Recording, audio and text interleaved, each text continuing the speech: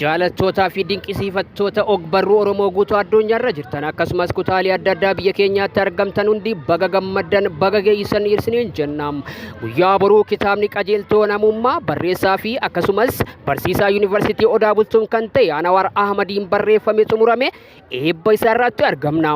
Kanaaf kitaabni qajeeltoo namummaa bu'uura hawaasummaa fi diinagdee uummataa kan jijjiiru kitaaba mata duree qajeeltoo namummaa jedhuun bu'aa bahii hedduu booda xumurame.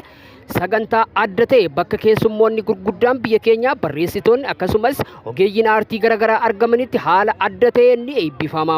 Kanaaf bakki eebba isaa godina Harargee Lixaa magaalaa Ciroo ganama boruu jechuunis gurraandhala 24 bara 2016 galma waajjira maallaqatti haala adda ta'een waan eebbisnuuf keessummoonni keenya iddoo garaagaraatti argamtan hundi affeerramtanii jirtu.